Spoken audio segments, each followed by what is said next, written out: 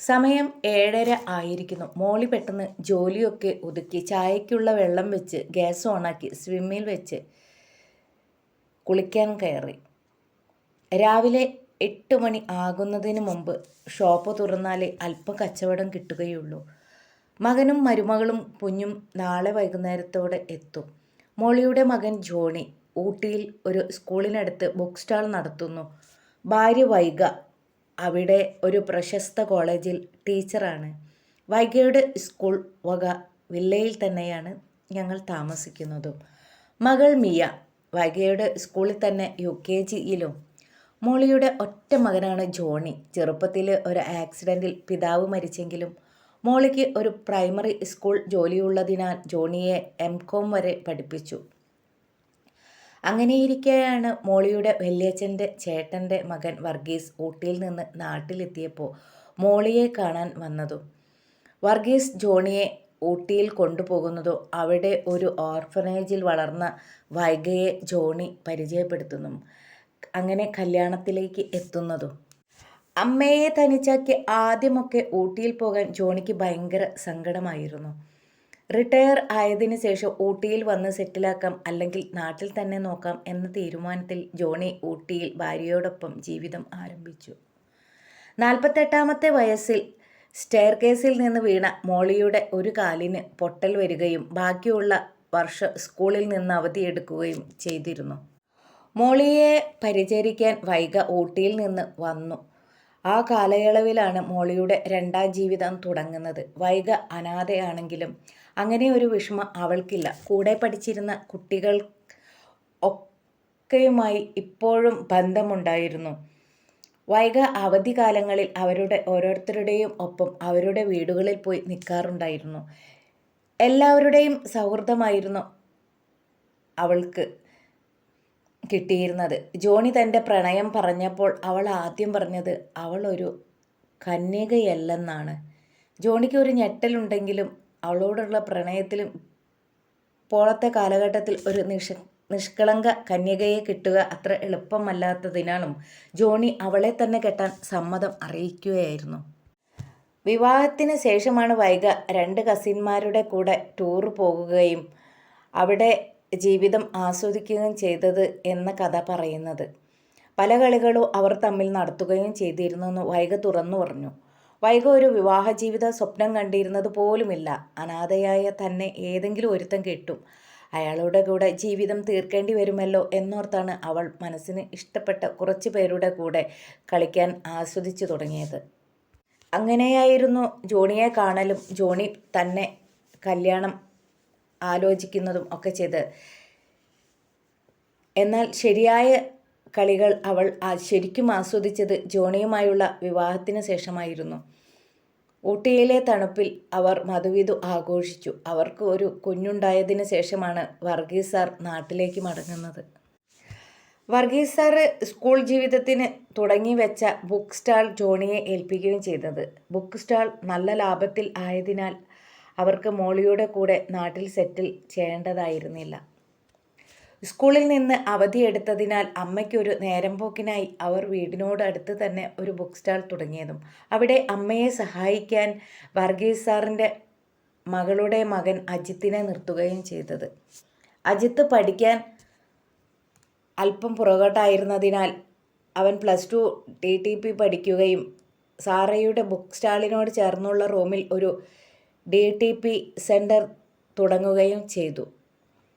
വർക്കുള്ളപ്പോൾ അജിത്ത് തൻ്റെ സെറ്റിൽ തന്നെ ആയിരിക്കും. എന്നാൽ രാവിലെ ബുക്ക് സ്റ്റാൾ തുറക്കുകയും രാവിലെ 10 മണി വരെ മോളിയെ സഹായിക്കുകയും ചെയ്തു. വൈകുന്നേരം അതുപോലെ തന്നെ സ്കൂൾ ടൈമിൽ മാത്രമേ സാറയ്ക്ക് തിരക്ക് കാണൂ. മോളി 8:30 കാപ്പിയൊക്കെ ഉണ്ടാക്കി വെച്ച് കടയിൽ എത്തും പറഞ്ഞതാണല്ലോ. മോളിയുടെ കാലൊടിഞ്ഞതിന് സമയം വൈഗ പരിചരിക്കാൻ വന്നുവെന്ന്. രാത്രികളിൽ വൈഗയും ജോണിയുമായി സംസാരം ഒടുവിലെത്തുന്നത് കളികളിലായിരിക്കും. ചില നേരങ്ങളിൽ അത് മോളി കേൾക്കാറുമുണ്ട്. ജോണിയുടെ പപ്പ മരിച്ചത് പിന്നെ മോളി മറ്റൊരാളോട് കളിച്ചിട്ടില്ല ഇന്നുവരെ. മോളിയുടെ പെരുമാറ്റവും ഒതുക്കവും മറ്റും മൂലം ആരും അരുതാത്തതിനായി അവളെ സമീപിച്ചിട്ടുമില്ല. മാത്രമല്ല ജോണിയായിരുന്നു അവൾക്കെല്ലാം. ജോണിയുടെ വിവാഹ ജീവിതം തുടങ്ങിയതിൽ പിന്നെയാണ് അവൾക്ക് ഒരു വിശ്രമം പോലും കിട്ടുന്നത്. തനിക്ക് കിട്ടേണ്ട സുഖങ്ങളെല്ലാം അവൾ ജോണിക്കായി മാറ്റിവെച്ചു. അത് ജോണിക്കും അറിയാം. ജോണി അത് വൈഗയോടും പറഞ്ഞിട്ടുണ്ട്. മോളിയും വൈഗയും ബെഡിലിരുന്ന് ഓരോ കാര്യങ്ങൾ പറയുന്നതിനിടയിലാണ് വൈഗ മോളിയോട് ചോദിക്കുന്നത്, മമ്മി, പപ്പ മരിച്ചിട്ടും ഒരു വിവാഹത്തെപ്പറ്റി ചിന്തിക്കാതെ ഇരുന്നത് എന്താണ്?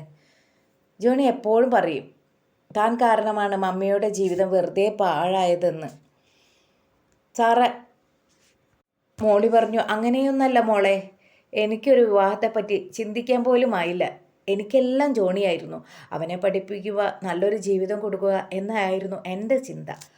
മമ്മി ഇപ്പോഴും സുന്ദരിയാ. മമ്മിയെ ആരെങ്കിലും മോഹിച്ചിട്ടുണ്ടാവും.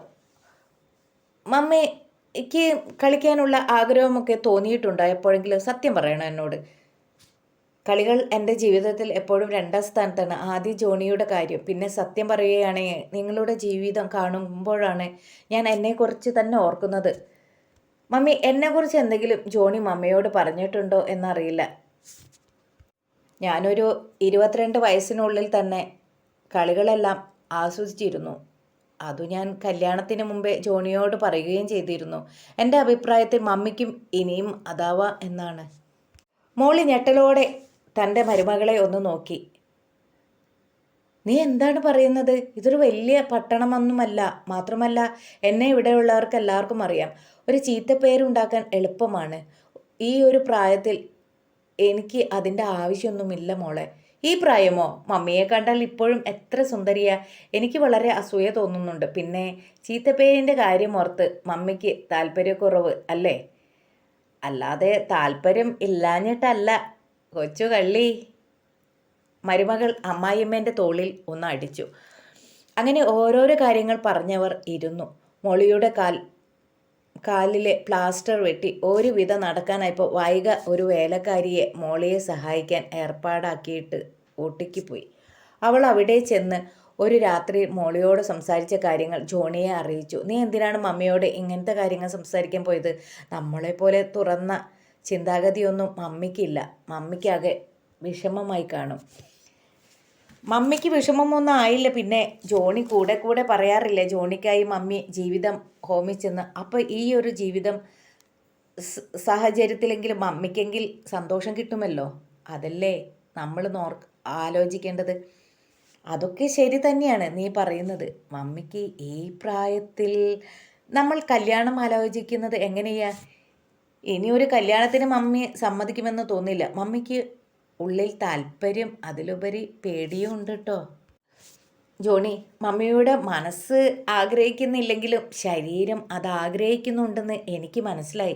ഞാൻ അവിടെയുള്ള സമയത്ത് ജോണി വിളിച്ചിരുന്നപ്പോൾ എൻ്റെ സംസാരം കേട്ട് മമ്മി ചുണ്ട് നനച്ചിരുന്നു. കാലുകൾ ഇറുക്കി പിടിക്കുന്നതും ഞാൻ പലപ്പോഴും കണ്ടിട്ടുണ്ട് കേട്ടോ. നീ പറയുന്നത് ശരിയായിരിക്കും. പക്ഷെ എങ്ങനെ? നീ എന്താ ഉദ്ദേശിക്കുന്നത്? എന്തെങ്കിലും ഒരു വഴി കിട്ടും. നമുക്കായി മാറ്റിവെച്ച ജീവിതം ഒന്ന് മമ്മിക്ക് നമ്മൾ തിരികെ കൊടുക്കണം. എങ്ങനെയാണ്? വഴിയെ ആലോചിക്കാം. മോളി മക്കളുടെ നിർദ്ദേശപ്രകാരം ഊട്ടിയിൽ നിൽക്കുവാൻ പോയി. മോളിയുടെ മുന്നിൽ വെച്ച് തന്നെ ജോണിയുമായി വൈഗ അടുത്തിടപഴകുന്നത് മോളിയിൽ ചലനങ്ങൾ ഉണ്ടാക്കി. ജോണിക്ക് തൻ്റെ മമ്മിയുടെ മുന്നിൽ വെച്ച് വൈഗ കെട്ടിപ്പിടിക്കുന്നതും മറ്റും ഇഷ്ടമല്ലെങ്കിലും വൈഗയുടെ മനസ്സിൽ എന്തോ ഉണ്ടെന്നറിയാൻ ഒന്നും മിണ്ടിയില്ല. മാത്രമല്ല, കല്യാണം ശേഷം ജോണിയെ തൻ്റെ കൂട്ടുകാരനായ പല ടീച്ചർമാർക്കും മറ്റു പരിചയപ്പെടുത്തി കൊടുത്തു. അതുവഴി അവരോട് ശാരീരിക ബന്ധങ്ങൾ ഉണ്ടാവുകയും വൈഗയ്ക്ക് അതറിയാവുന്നതുമാണ്. പുറകിലെ സ്റ്റോറിലിട്ട് ഹൗസ് ഓണറുടെ വൈഫിനെ ജോണിയുമായി കളിക്കുന്നത് വൈഗ യാദർച്ഛികമായി അവിടെ വരുന്നതും ഒക്കെ